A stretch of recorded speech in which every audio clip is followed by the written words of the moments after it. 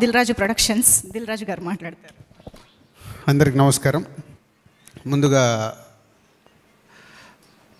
అన్న తమ్ముళ్ళకి రాఖీలు కడుతున్న అక్క చెల్లెలందరికీ శుభాకాంక్షలు, రాఖీ శుభాకాంక్షలు. అలాగే Suhas, happy birthday to you.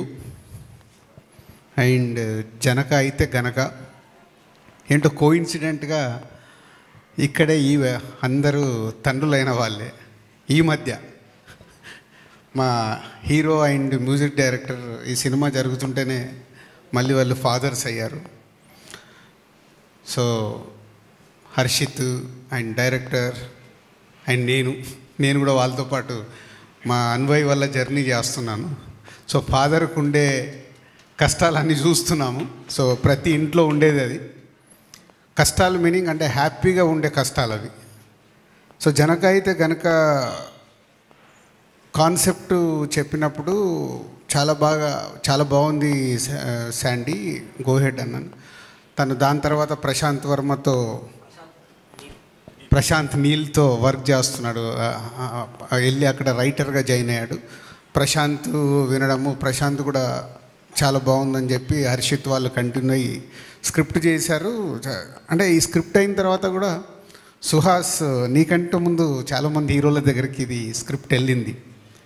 విన్న వాళ్ళందరూ ఎక్సైట్ అవ్వడం, కానీ ఇది అమ్మో మేము చేస్తే ఎలా ఉంటుంది ఒక భయం.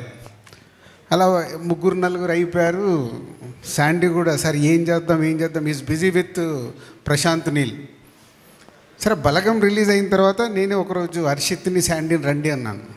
అని ఏంటి సార్, ఒక అబ్బాయి పేరు చెప్తాను, నాకు బలగం అయిన తర్వాత ఆ కాన్ఫిడెన్స్ ఈ కథ బాగా రీచ్ అవుద్ది అనిపిస్తుంది, చెప్తాను మీకు రీచ్ అవుద్దా అని అప్పుడు సుహాస్ గురించి చెప్పా. ఎందుకో అబ్బాయి చాలా ఈ కథలో ఉన్నట్టు మిడిల్ క్లాసు కుర్రాడిలాగా బాగా రీచ్ అవుతాడు అనిపిస్తుంది. సో అని ఇమ్మీడియట్లీ వీళ్ళు ఏం రియాక్ట్ అయ్యారో నాకు గుర్తులేదు, కానీ టైం తీసుకున్నావు కదా, ఇమ్మీడియట్గా వెళ్ళిపోయారు. ఓకే బాగుంటుంది సార్ అని. అంటే ఒక సినిమా కాన్ఫిడెన్స్. ఇప్పుడు కూడా మనకు ఈ మధ్య రిలీజ్ అయిన హాయి, కమిటీ కుర్రాళ్ళు, ఒక చిన్న సినిమాలు కొత్త వాళ్ళతో వచ్చినప్పుడు అవి బాగున్నాయి, ఆడియన్స్కి రీచ్ అయ్యి ఆడుతున్నాయి అన్నప్పుడు మాకు అది ఏ స్క్రిప్ట్ వచ్చినా ఒక కిక్ ఇస్తాయి. ఓకే ప్రేక్షకులు చూస్తున్నారు చేద్దామని. అలాంటిదే ఇది జనక అయితే గనక. ఒక మిడిల్ క్లాస్ అబ్బాయి వాడికి వచ్చే మినిమం జీతంలో వాడు హ్యాపీగానే ఉన్నాడు, పెళ్లి చేసుకున్నాడు, కానీ పిల్లలు వద్దంటున్నాడు. ఏంట్రా నీ గోలా అంటే, మీకు తెలియదు నా వైఫ్ ప్రెగ్నెన్సీ అయిన దగ్గర నుంచి హాస్పిటల్ ఖర్చులు ఎంత అవుతాయో మీకు తెలుసా నాన్న, మీ జనరేషన్ వేరు మా జనరేషన్ వేరు, డెలివరీకి ఎంత ఖర్చు అవుతుంది, అలా అన్ని లెక్కలు చెప్పి ఫాదర్ని నానమ్మని అందరినీ చూప్ చేస్తుంటాడు.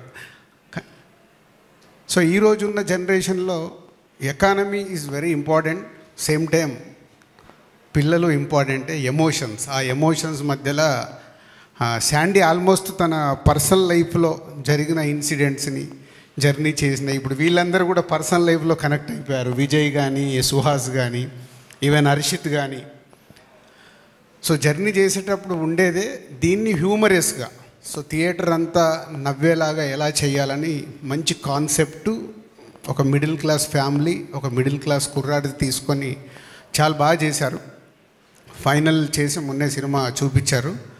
సో తొందరలోనే మీకు రిలీజ్ డేట్ అనౌన్స్ చేసి ఒక మంచి సినిమా మళ్ళీ మీరు చూడబోతున్నారని ఒక నమ్మకంతో ఉన్నాం. ఇప్పుడు కమిటీ కుర్రాళ్ళు హాయ్ ఎలా అయితే ప్రేక్షకులు ఒక ఫ్రెష్గా ఫీల్ అయ్యారో, ఈ సినిమాని అంత ఫ్రెష్గా ఫీల్ అవుతారు విత్ హ్యూమర్, నాన్ స్టాప్ ఎంటర్టైన్మెంట్తో జరిగే సినిమా ఇది. ఇక సుహాస్ గురించి చెప్పక్కర్లేదు.